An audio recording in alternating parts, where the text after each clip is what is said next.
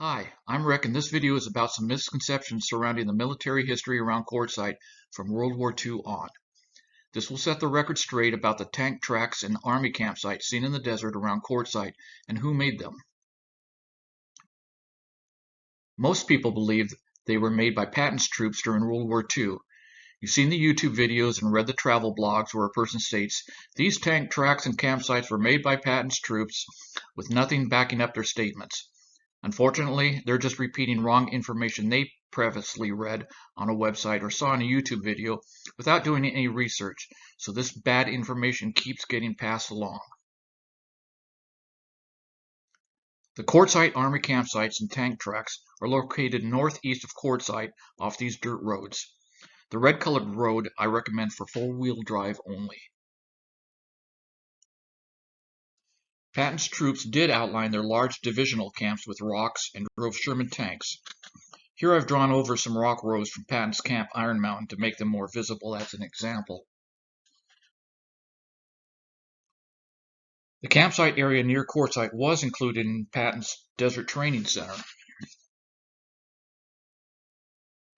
and there was a designated World War II training area in what is now the Kofut National Wildlife Refuge, just south of Quartzsite.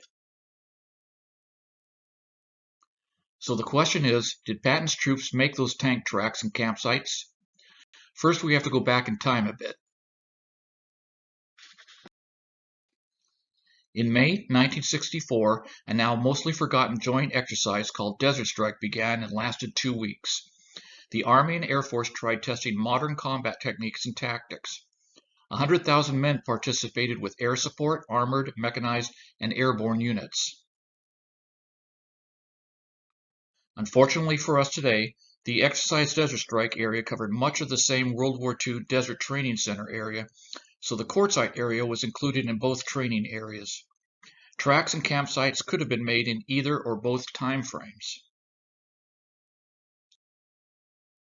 The Desert Training Center was open for 2 years with lots of men with time on their hands, especially when it came to laying rocks.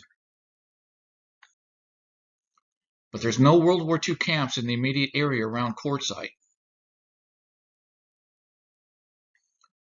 Tanks would have had to come from the southernmost Arizona camps, Laguna, Horn, or Hyder.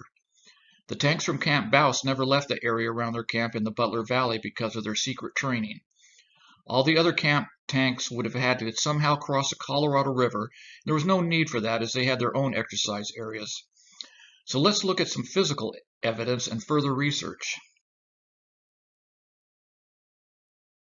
The Desert Training Center mostly used the M4 Sherman or smaller type tank, while Exercise Desert Strike mostly used the M60 Patton tank. As you can see in this comparison, the Sherman has a width of 8.5 feet, while the Patton has a width of 12 feet. During this World War II time frame, we had no tracked vehicles with a width larger than 9.5 feet. I went on Google Earth and did some measurements. I first measured some tank tracks in the Desert Center area, which had many of the Patton camps nearby. They measured around 8.5 feet, which I expected. I then measured the tank track widths northeast of Quartzsite. Most measured out at about 12 feet. There were some narrower tread widths, but those were probably for armored personal carriers and such. These are some of the unit insignias in the Quartzsite area. Notice that these only had nondescript designs around the unit companies and groups. But this one was unique, and I recognize that shape. It was an armored division insignia. Looking through my pictures and doing some research, I found that this was for H Company of the 2nd Battalion, 67th Armored Regiment, 2nd Armored Division. I also found that 267 was active from World War II through 1983, but it never trained in the World War II Desert Training Center.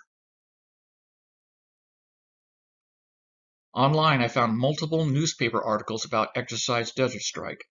Many of them mention the areas surrounding Quartzsite.